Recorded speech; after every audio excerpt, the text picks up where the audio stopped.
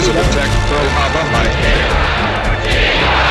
Ask not what your country can do. Kennedy has been shot. One small step for man. These truths to be self-evident that all men are created equal.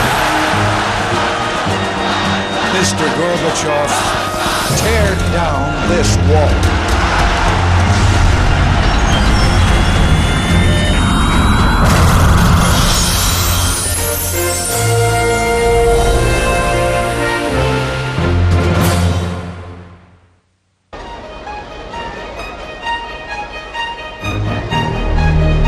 As world fairs had in the past, the fair in 1964 provided a timely glimpse of the planet's current realities and future expectations. The New York Times described it as a glittering mirror of our national opulence. It seemed to portend a future where the biggest worry for average Americans would be how to spend their leisure time. I just took it for granted that I'd always have a roof over my head and enough to eat. The thought that I'd have to worry about where my next meal was coming from, these thoughts just didn't occur to me. But of course, part of the reason we could think that way is that we took prosperity more or less for granted. In his speech at the World's Fair, President Lyndon Johnson touted a world of prosperity. But that people, they shall have the best. All of these dreams. Only to find himself interrupted in mid-speech by demonstrators who felt themselves frozen out of the world.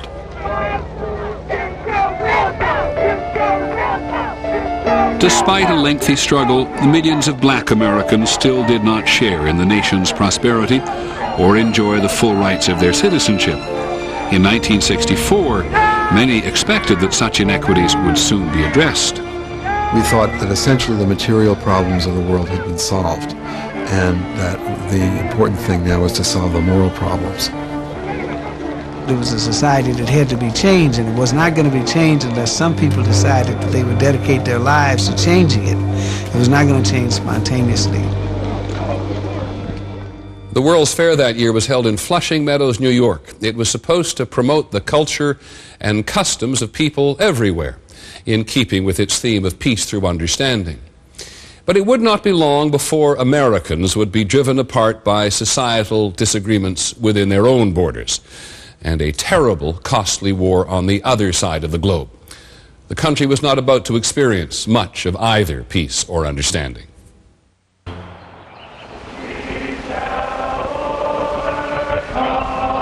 In the mid-1960s, the determination to challenge traditional boundaries seemed to be growing in almost every arena. Perhaps most striking was a broadening struggle for civil rights, a struggle that many whites now joined in large numbers. In the summer of 1964, hundreds of college students, white and black, headed south to Mississippi, where many blacks were still mired in a Jim Crow world of poverty and political impotence. These students from the North hoped to register black voters and establish so-called freedom schools to teach literacy skills to those who'd been denied them. They were traveling into a world where many people were set in their ways. President Lyndon Johnson warned the students that the federal government could not guarantee their safety.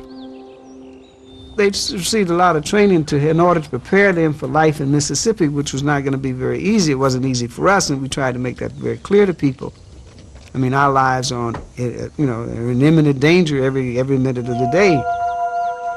When we crossed the line into Mississippi, and it said, "Mississippi welcomes you," it was the first time I felt really afraid. In the first group to arrive in Mississippi were students Andrew Goodman, Michael Schwerner, and James Chaney. Within days, all three of them were missing.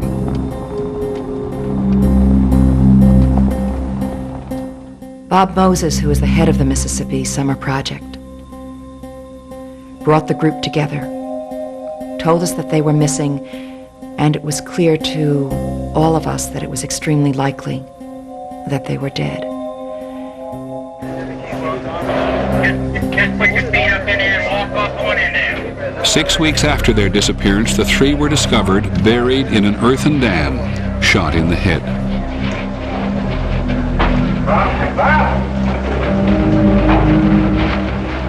In that summer of 1964, the Ku Klux Klan was still trying to stop the forces of change. But among the students and in the homes and churches of the black community, the feeling grew stronger that change could not be prevented.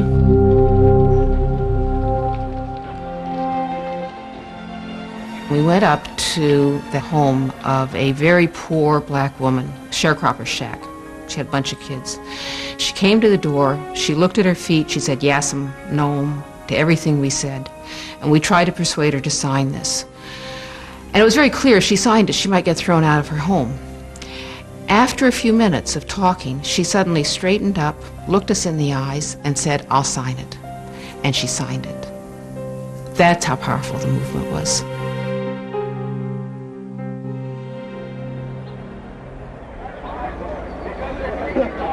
And the movement expanded to other causes at the end of the so-called Freedom Summer. The First Amendment didn't apply to any campuses in the country. You couldn't give a speech without getting it cleared by the administration. When Freedom Summer veterans at the University of California at Berkeley tried to recruit others to their cause, they were barred by university regents.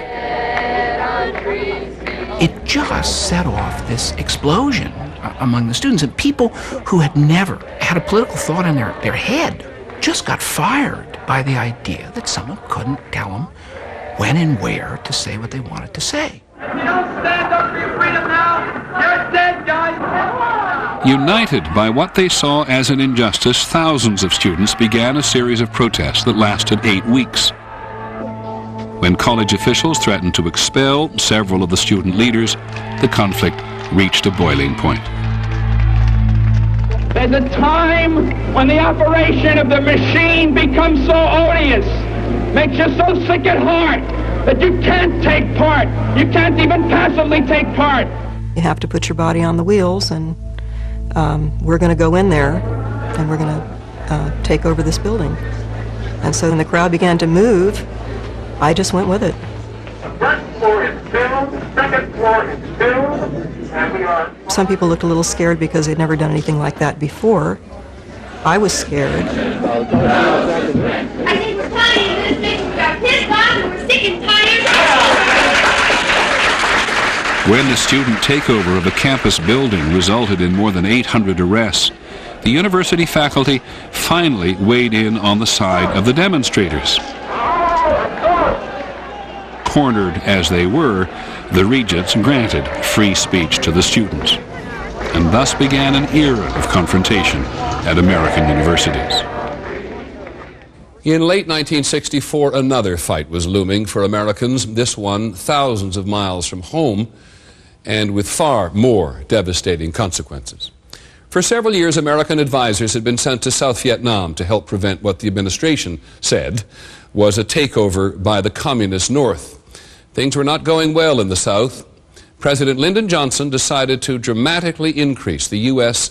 military commitment to Vietnam. And just as they had throughout history, young Americans answered the call to arms. I didn't want to see my son go, and he promised nothing was going to happen to him, you know, and that it was going to be over very shortly, and he'd be home before I knew it. You grew up watching those John Wayne movies where the good guys always win. I was being John Wayne, I was going to go, and I was going to beat them, and nothing could hurt me.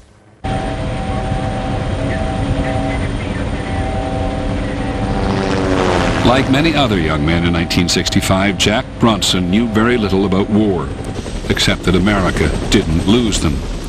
This one looked at first to be no exception. The United States, which had defeated Nazi Germany and Imperial Japan and held back the Communist Chinese and Korea, now faced a Third World Army of North Vietnamese soldiers and South Vietnamese Viet Cong guerrillas. American commanders confidently predicted a swift and positive conclusion. I was excited about going to war. The whole battalion was excited about going to war. We were gung-ho.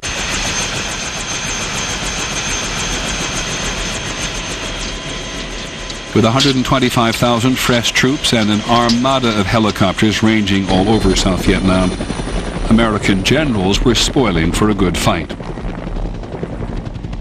They were about to get one.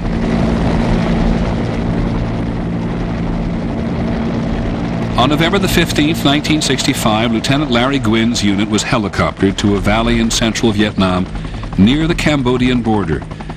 They had gone to intersect the North Vietnamese supply routes to the south. North Vietnamese soldiers watched them arrive. It was my first real hot landing zone.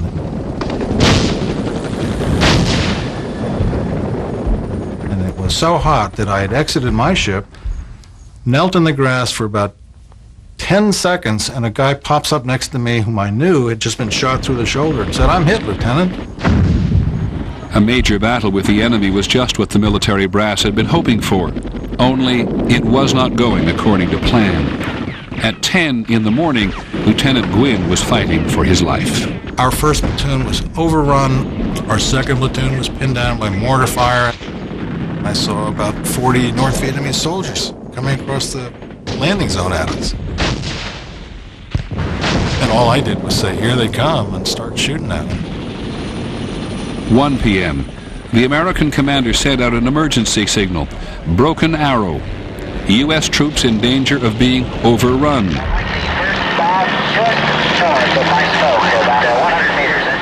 Every available aircraft was called in against the North Vietnamese positions.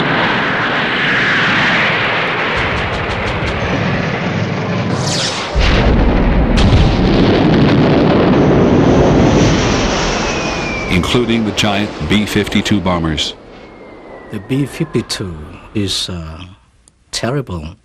Terrible in many ways, because firstly, there was no way you can fight back it. You can't run. There's no time for you to run. So you just lay there, waited for the death to come and grip you.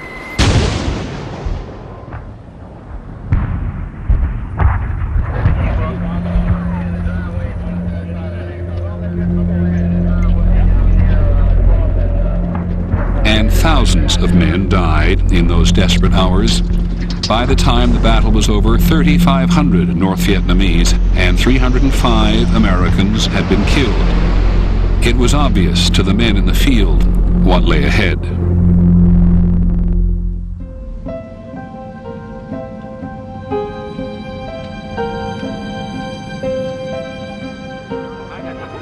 Preoccupied as he was with the growing war in Vietnam, President Johnson knew that he had to address problems at home. Despite America's prosperity, 40 million citizens still live below the poverty line. And this administration today, here and now, declares unconditional war on poverty in America. In May 1964, the president unveiled the grand plan for what he called the Great Society. Mr. Johnson hoped to match the power and vitality of Franklin Roosevelt's New Deal, with a list of welfare, job, and educational opportunities to aid underprivileged Americans. But the privilege that many Southern blacks most desired was the right to vote, still often denied them. In Selma, Alabama, 97% of 15,000 eligible black voters were unregistered. Some because of cynicism or apathy, but most because they faced violence and intimidation from local authorities. People could only attempt to register on the first and third Mondays of each month. The Board of Registrars is not in session this afternoon as you were informed. You came down to make a mockery out of his courthouse. And you had to get some white person to vouch that you were a good character. No white person in his right mind in the state of Alabama was going to vouch that a black person was a good character. If we're wrong, why don't you arrest us? We've come to register. Selma rapidly became the new flashpoint of the civil rights movement. On March the 7th, 1965, 600 civil rights activists planned a march that was to take them from Selma to the state capitol in Montgomery, some 54